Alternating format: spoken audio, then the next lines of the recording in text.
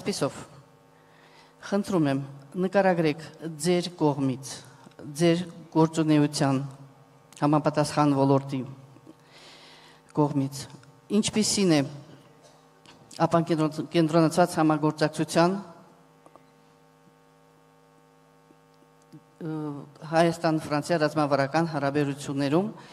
ինչպիսին է այս համագործակցությունը, եթե հնարավոր է ներկայացնելով կոնկրետ օրինակներ։ Խնդրում եմ, պարոն դեսպաններ։ Շնորհակալություն։ Նախ եւ առաջ ես էլ կցանկանայի ողջունել համաժողովի մասնակիցներին, Ֆրանսիայից եւ Հայաստանի տարբեր մարզերից ժամանած մեր գործընկերներին եւ մաղթել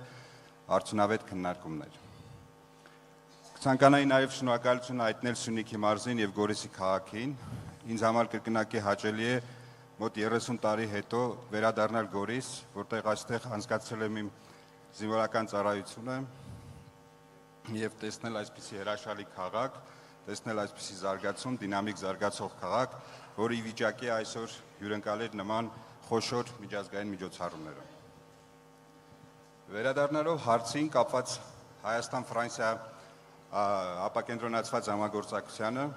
բնականաբար խնդիրը պետք է դիտարկենք հայ-ֆրանսիական բազմավոլորտ, բազմաշերտ հարաբերությունների համատեքստում։ Արդեն բազմիցս նշվեց, որ հայ-ֆրանսիական հարաբերությունները ունեն պատմական, մեծ, այսպես հետագից, հիմնված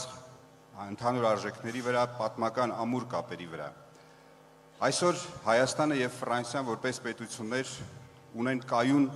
առանձնաշնորհյալ հատուկ հարաբերություններ, որոնք նաեւ ներգրաված են արդեն ռազմավարական նշանակության ոլորտներում, ինչպիսին է պաշտպանությունը, տնտեսությունը, ենթակառուցվածքները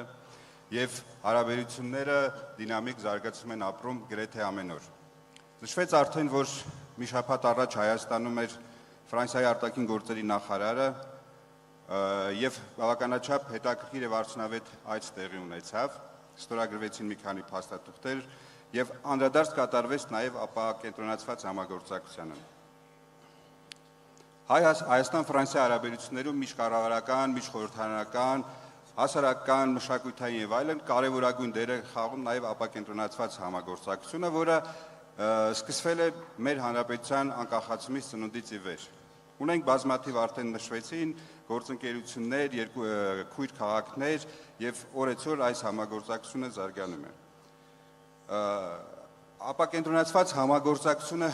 Չնայած Հայաստանը եւ Ֆրանսիան ունիտար պետություններ են այսպես կառուցվածքի տեսակետից, բայց այն հնարավոր է դառնում նաեւ միջազգային հարաբերությունների ժողովրդավարացման հետ զուգընթաց, երբ որ միջպետական, այսպես տրադիցիոն հարաբերությունների կողքին ձևավորվում են նաեւ համայնքների միջև հարաբերությունները,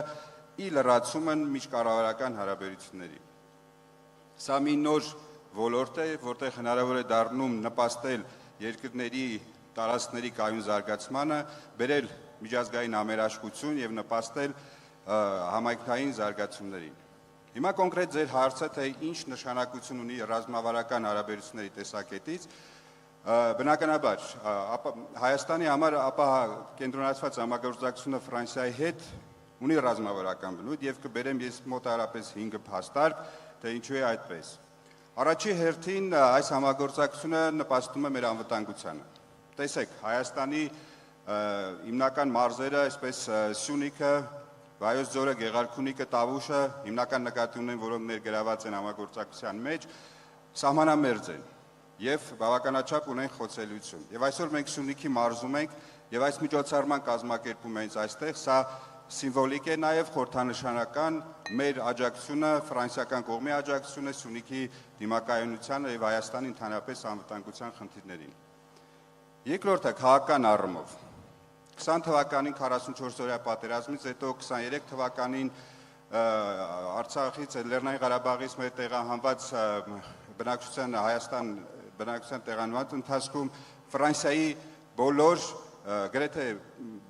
համայնքները ընդունեցին եւ մարզային ռեգիոնալ եւ այլ կառույցներ ընդունեցին բանաձևեր, սատարեցին հումանիտար աջակցությամբ եւ նաեւ քաղաքական լուրջ աջակցություն ցուցաբերեցին